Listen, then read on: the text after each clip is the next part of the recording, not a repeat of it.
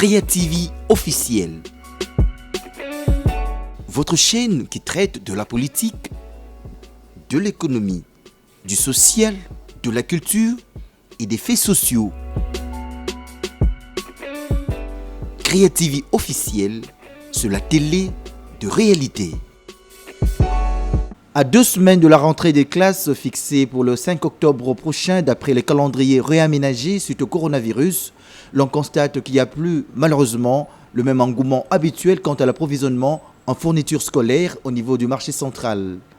Il s'observe une ambiance assez timide. Les vendeurs se plaignent de la mévente pendant que les parents affirment n'avoir pas assez de moyens pour subvenir aux besoins liés à la trousse scolaire.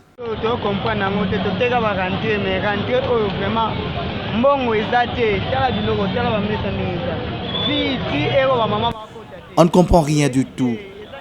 Alors que les étals sont pleins d'articles, mais il n'y a pas de clients. Ils ne sont pas encore payés ou quoi? C'est vraiment déplorable pour cette année. L'atmosphère est timide. Les parents ne viennent pas s'approvisionner en fournitures scolaires, mais nous espérons que la semaine prochaine, la situation va changer. La rentrée scolaire pour cette année, c'est vraiment difficile. Tout est perturbé avec cette histoire de confinement. Non seulement pour acheter les objets classiques, mais nous avons aussi de sérieux problèmes à l'école. On nous demande de solder les frais scolaires de l'année passée et payer la compte pour cette année. C'est vraiment difficile. Il faudrait souligner que l'année scolaire 2019-2020 a été perturbée par le surgissement de la pandémie à Covid-19, occasionnant ainsi une crise économique qui a touché pratiquement tous les secteurs de la vie nationale.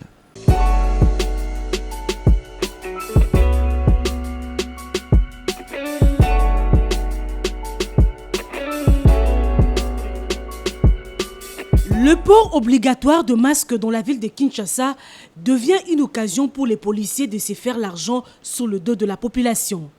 Il est vrai que les récalcitrants doivent payer une amende de 5 000 francs congolais, telle que recommandée par l'autorité urbaine. Mais sur terrain, cela commence à ressembler à des tracasseries. Je voulais acheter mon cache-nez pour en mettre, vu que l'autre là était déjà sale, je n'arrivais plus à mettre ça. Et directement, la policière, là, quand elle m'a vu, elle m'a pris à la main. Au lieu même de demander la raison pour laquelle je n'avais pas le cache-nez, au lieu de savoir, elle n'a même pas voulu. Directement, elle m'a prise, en me brutalisant d'ailleurs. Elle m'a même giflé, je vous dis. En même instant, l'amie de la policière était là à côté. Elle n'avait pas acheté les cache-nez, s'il vous plaît. J'ai payé 5 000 francs. Selon les témoignages recueillis, une personne serait morte à cause des tracasseries à Kalamou. Cet homme, père de famille, était un asthmatique et ne supportait pas le cache-nez. Il a été arrêté puisqu'il ne portait pas de masque, alors qu'il s'est rendu à l'hôpital puisque souffrant de l'asthme. Mais malheureusement, il a été compliqué par les policiers qui l'ont amené, mano militari, au cachot. Il n'a pas pu supporter l'étouffement, il en est mort, ce qui a été à la base d'un tollé de la part de la population. Le port de masque obligatoire est l'un des moyens efficaces pour lutter contre la propagation de la Covid-19. La police devrait plutôt accompagner la population et non s'illustrer dans les dérapages qui n'honorent pas la police nationale congolaise.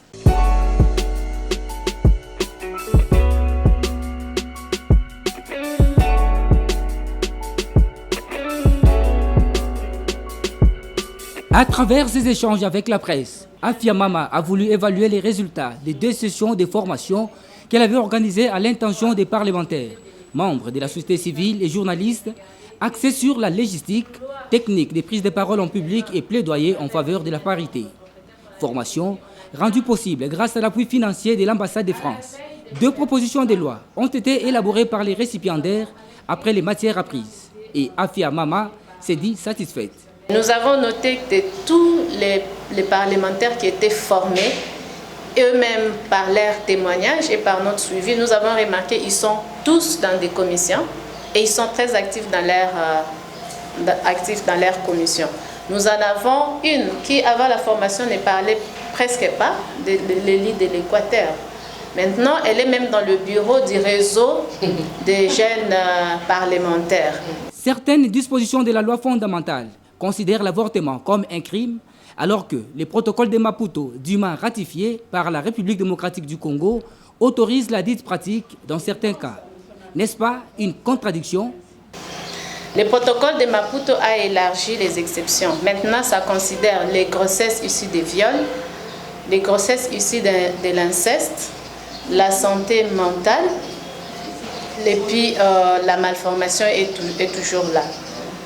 Et tout ça, ce n'est pas aussi obligatoire. Mais qu'en est-il des raisons de l'inapplicabilité de certaines lois votées au Parlement? Faire connaître, organiser des campagnes de sensibilisation pour que les gens puissent maîtriser une loi. Ça coûte de l'argent. Cet argent ne viendra pas de l'Assemblée nationale. Ça viendra du gouvernement de la République. Afia Mama compte élargir les cercles de sécession des formations à l'égard des politiques et d'autres catégories de personnes.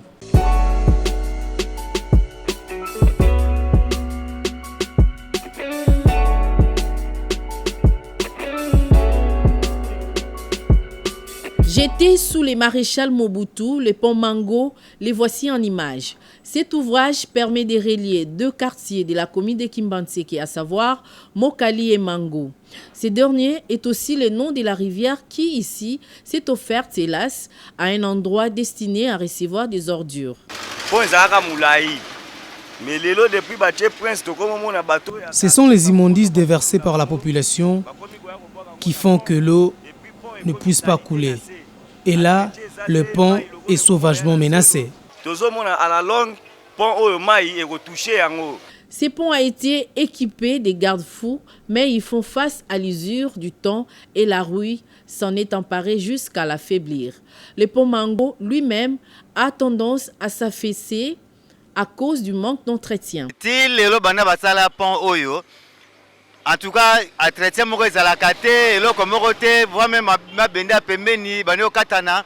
on peut tout dire, mais depuis que ce pont a été jeté, il n'y a pas d'entretien. À cette allure, ça s'écroulera un bon matin. Et le riverain dénonce l'abandon et puis ils implorent l'autorité urbaine pour la réhabilitation de ces ponts Mango qui risquent de s'écouler. Sauver ces ponts reviendrait à maintenir les échanges entre les deux quartiers voisins, Mokali et Mango.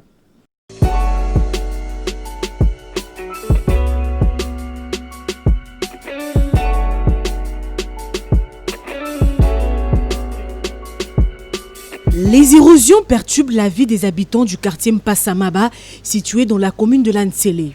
Depuis les débuts, ces érosions ont déjà emporté plusieurs maisons sous les regards impuissants des Sékinois, ayant réuni le nécessaire pour les arrêter, mais leurs efforts n'ont pas du tout abouti. Ils en appellent à l'autorité urbaine. Nous rencontrons d'énormes difficultés quant au rayonnement de notre quartier, car les principales avenues sont menacées par les érosions. C'est pour cela que nous en appelons à l'implication des autorités pour qu'elles nous viennent en aide afin de mettre fin à la progression de ces érosions.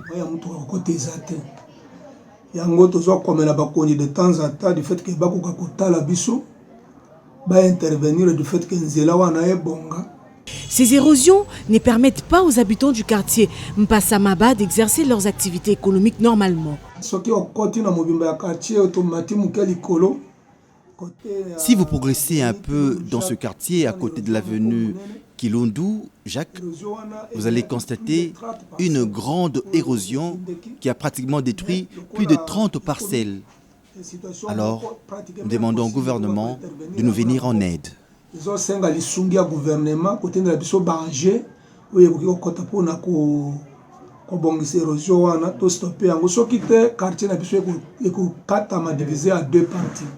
En tout cas, l'autorité compétente doit trouver des solutions à long terme pour les habitants de cette partie de la capitale.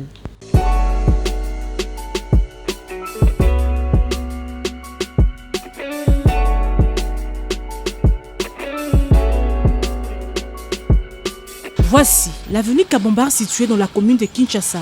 Ici, les caniveaux ont été débouchés, mais le travail n'a pas été accompli jusqu'à la fin.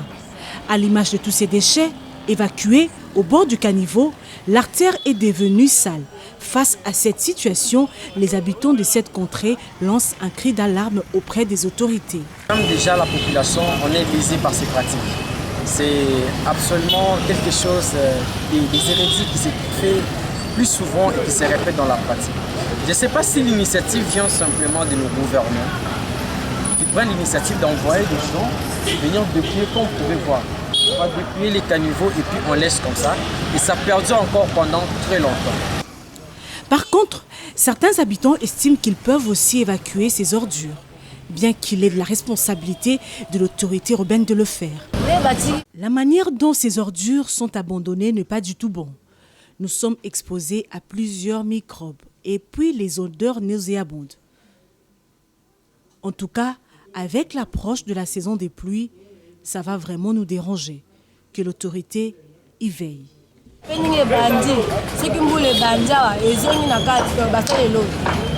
En tout cas, il revient aux autorités urbaines de s'occuper de l'assainissement total de la voirie afin d'éviter les dégâts pendant la saison des pluies qui pointe déjà à l'horizon.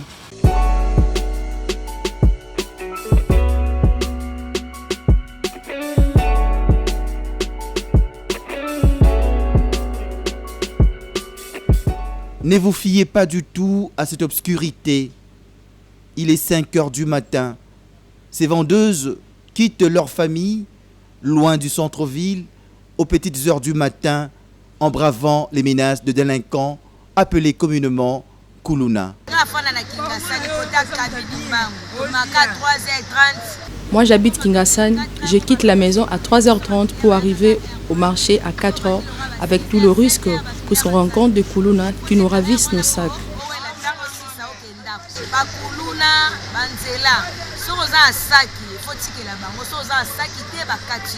Une fois au marché Gambela, elles doivent s'acquitter de la patente qui coûte 25 000 francs, dont la fiche initiale revient à 3 000.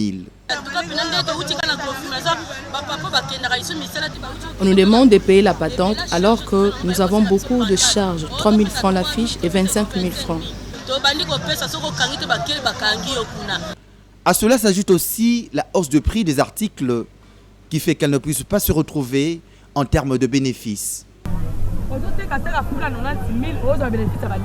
Un sac de foufou coûte 90 000 francs, voire 100 000 francs chez le fournisseur. Nous avons un bénéfice de 2 000 francs congolais. Comment pouvons-nous satisfaire le besoin de nos familles? Il revient aux autorités compétentes d'assurer la sécurité de ces mamans qui nourrissent la population congolaise. L'autorité urbaine, de sa part, devra leur fournir des explications sur le bien fondé de la patente, tout en tenant compte de leurs possibilités.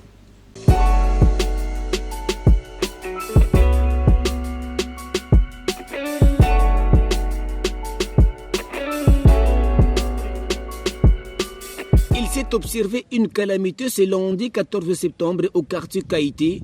C'est ce qui concerne l'élargissement de la route qui mène vers le Kwangolo. Cette route devrait avoir 4 bandes à 25 mètres, mais aujourd'hui 50 mètres pour 8 bandes. Les uns pour leur part saluent cette mesure car elle favorise une bonne praticabilité de la route tout en laissant les allées permettant les passages entre véhicules.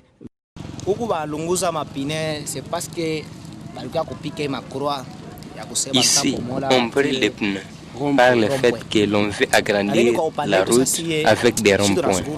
Personnellement, je suis pour car ça permettra un bon passage à tous les usagers de la route, donc les véhicules à se tripasser sans peine. Les autres de leur côté, ce sont des victimes de carcans, étant donné que leurs parcelles sont déjà signalées avec des croix pendant qu'ils avaient trouvé par calvaire. Cela a causé un fléau dont les gens ont brûlé des pneus, ça et là, à travers la route, tout en revendiquant leurs droits et en disant non à cette mesure. Mais nous sommes très désolés de voir les mesures qui sont prises par nos autorités provinciales de Kalemi. Et voulant moderniser les routes, c'est un bon sentiment, c'est vraiment une bonne mesure. Mais la façon dont ils sont en train de gérer la population, ce n'est pas une bonne façon. On a mesuré les routes dans des distances qui vont à 20 mètres, 25. là, la population était un peu stable. Mais ils sont désolés, voir aujourd'hui la route qui était mesurée en 20 mètres, qu'on nous disait qu'on va prendre 4 bandes, mais cette fois-ci, ça devient 8 bandes.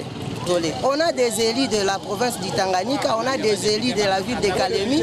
Ils sont là pour revendiquer les droits des paisibles populations qui sont en train de souffrir. Voyons par exemple, il y a certains enseignants, ils ont construit leur maison ici, moyennant le petit salaire, mais on vient avec de telles mesures, on envoie toute la maison. Maintenant, où ira cet enseignant qui a construit avec le misérable salaire qu'ils sont en train de reçu? Ils ont à bâton rompu écrit des banderoles pour dire « Nous, population de Kalemi, demandons sans délai le départ des Zoé Kabila car nous sommes abandonnés. » Ainsi, président Tshisekedi Tshilombo, venez nous sauver de ce régime sanguinaire. Non à la spoliation de nos parcelles, ont-ils insisté.